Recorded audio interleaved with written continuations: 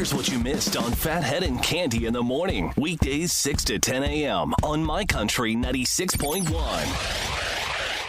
My Country 96.1, Phathead, Cande Roth.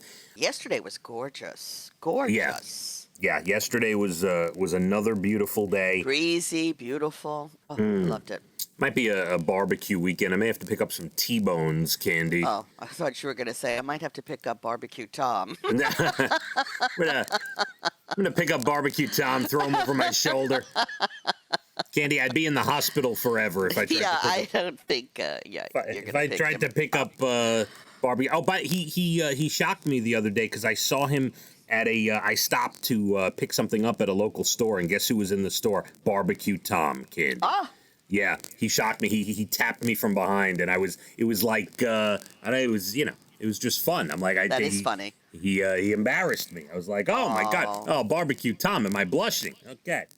This Cande, is becoming quite the bromance. Go ahead. Oh yeah. Oh no, it's been that way for yeah, I see that. For quite some time. But I'm going to tell you about this Netflix show in a minute. Let's go over the ACMs quick from last night, Cande. Alrighty. The ACM Awards, there was no crowd. It was done in 3 different venues in Nashville. Obviously no crowd, which was bizarre because the performers were kind of playing up to the crowd, yet there was no crowd. And then they handed out awards like a regular awards show. People would come out onto the stage to present, and the winner would come out from backstage to receive. Now, it seemed like obviously... But they were all in one building? Or they came out to receive somewhere else? No, you could kind of... I didn't get to see it. You could tell that the winner knew they were going to win before the award was announced because they had to be there backstage ready to come out. You know what I mean? So I'm sure they knew they won prior to being given the award, but then they would come out and give a speech as if people were in the crowd, like Dan and Shay, my boys Dan and Shay. They won Duo of the Year, and they came out and gave a speech like they were talking to a crowd. It was really bizarre. The whole thing was... This whole year has been bizarre. Yeah, look, but I will say the ACMs did what they could. There was nothing better, nothing more they could really do to make the show better. They did what they could with what they had. Right. To me, the highlight was Carrie Underwood's medley of past female performers. She did like a medley of 6 or 7 songs of legendary females. It was great. Luke Combs won a couple of awards. The Entertainer of the Year is getting a lot of talk this year. Carrie and Thomas Rhett, who are both deserving, tied for the award, Cande. Yeah, I think that's a bit of PC thrown in the mix. I think so as because well. There was such an uproar last year, wasn't there? That no females, there's not enough females. I don't know. Right. And look, Luke Bryan has won before. Eric Church, I don't know if he'll ever win because he's my favorite performer, him and Keith Urban, but he's like the outlaw of country. So maybe it'll turn into something like kindergarten when you play a sport and everybody gets a medal.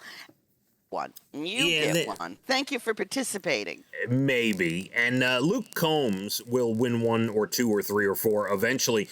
But they ended up tying Carrie and Thomas Rhett with a tie. So I don't know about that. Old Dominion was cool. Old Dominion won. They were very emotional. They won Song of the Year for One Man Band, and they beat some big songs.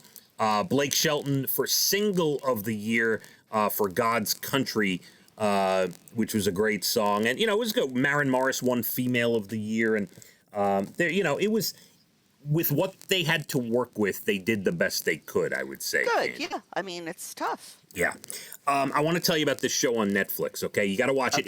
It's a limited documentary. It's one of these documentaries that's done in episodes, and it's the Space Shuttle Challenger Documentary. Yes. Oh, you were talking about this yesterday. Yes. Now, I watched an episode and a half yesterday prior to the ACMs coming on, and it's spectacular. They go back in time and show the astronauts in training in the late 70s who were going to be flying the space shuttles in the 80s, and they show these 50, 60, 70 people, whatever they were, and then narrowed down to 35, and then they show them in their training and who gets selected to go on what shuttle and all the missions prior to the Challenger and what went wrong and, what little things could go wrong. And, they lead up to the disaster, which basically you could tell they're showing that it could have been averted and someone wasn't doing their job, Cande. It's really, it's amazing to see. Wow. And it's amazing to see them go back and show how good at public relations NASA was. Oh. Do you remember back then when, like even I as a kid remember that NASA was great at promoting their space travel and making it sexy and making it like, oh my God, I have to watch this on TV. This was a big deal, Cande, back in the day. Oh, it was huge, very big. Yeah, way bigger than the impact it has today for some reason I'll never understand.